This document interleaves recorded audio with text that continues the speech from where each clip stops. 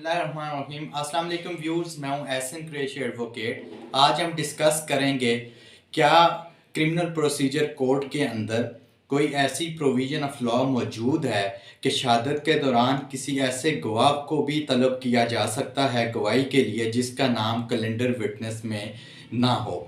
और calendar witness क्या है उसके ऊपर भी डिस्कस करेंगे।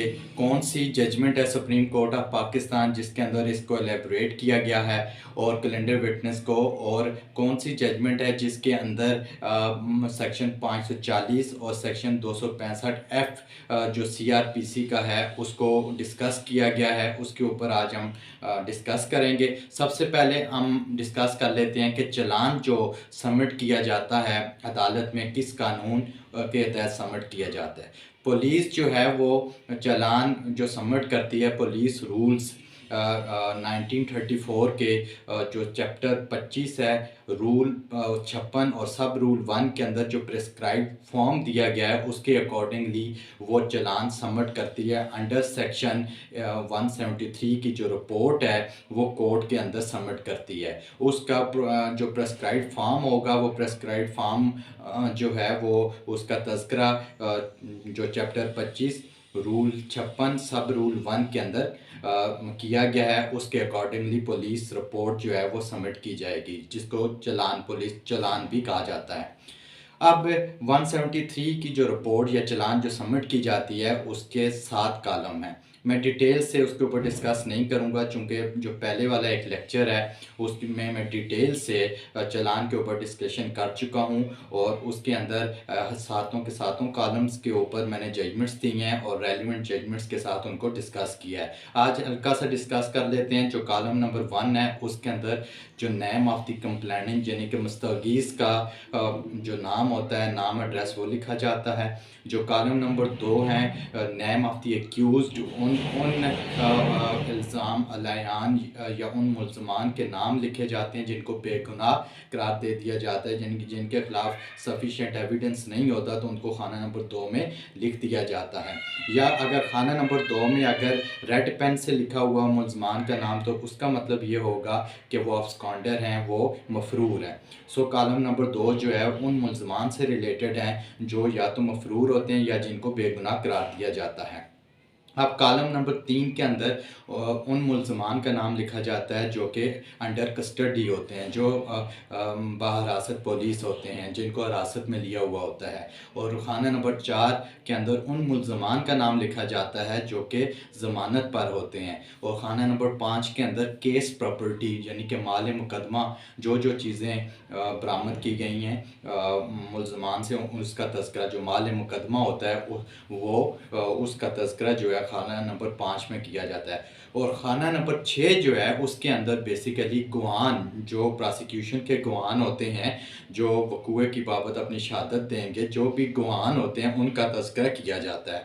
अब ये जो कॉलम नंबर 6 के अंदर जिन गवाहान का नाम लिखा जाता है इनको बेसिकली कैलेंडर विटनेस भी कहा जाता है। और कॉलम नंबर 7 के अंदर जो है वो brief facts of the case precisely जो है वो मुख्तसर हालात मुकदमा जो है वो लिखे जाते हैं। सो ये 7 कॉलम है। जो कॉलम नंबर 6 है वो हमसे रेलिवेंट है जिसके अंदर गवाहान का नाम लिखा जाता है और उनको कैलेंडर विटनेसेस भी कहा जाता है। अब क्वेश्चन यहाँ ये पैदा होता है कि जिन विटनेसेस का नाम कॉलम नंबर 6 के अंदर नहीं है क्या अदालत के पास कोई ऐसा इख्तियार है कि शहादत के दौरान वो उन विटनेसेस को भी तलब कर सकती है जिनका नाम कैलेंडर विटनेस में ना हो।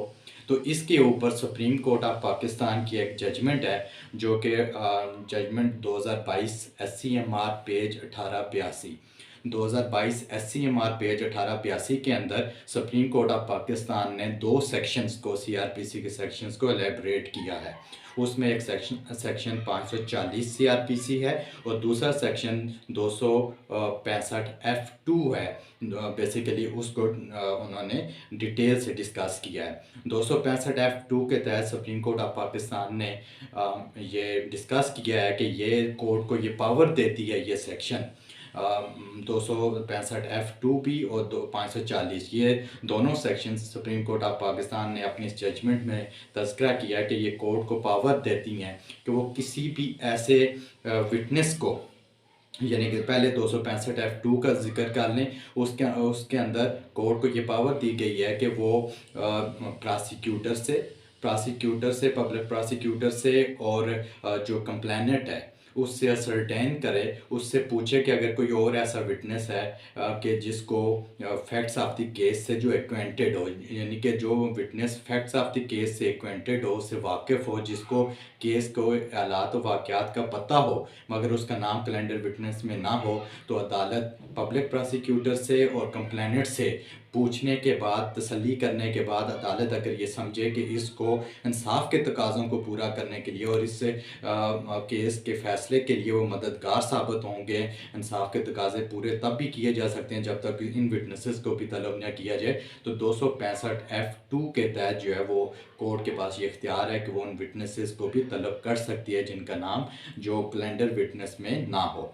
अब उसके बाद जो 540 से CRPC है, उसके तहत भी कोर्ट के पास स्वाबदीदी इख्तियारात भी हैं और 540 के दो पार्ट हैं। एक पहले पोर्शन में उसको स्वाबदीदी इख्तियारात दिए गए हैं और सेकंड पोर्शन जो उसका है 540 का, उसको मैंडेटरी, कोर्ट के लिए मैंडेटरी है कि वो किसी ऐसे शख्स को तलब कर दे जो for the administration of justice और जो conclusion of trial, just conclusion of trial के लिए ज़रूरी हो उस शख्स, और वो एक्वेंटेड विद द फैक्ट्स भी हो ऑफ द केस, यानी कि acquainted with the facts of the case अगर वो शख्स है तो 540 के तहत भी कोर्ट के पास ये पावर है कि वो किसी भी शख्स को जो है वो तलब कर सकती है गवाही के लिए। सो ये 540 जो आज की क्यूरी थी हमारी कि क्या कोई ऐसा विटनेस जो कैलेंडर विटनेस में ना हो उसको तलब किया जा सकता है कि नहीं, उसके ऊपर आज हमने डिस्कस किया।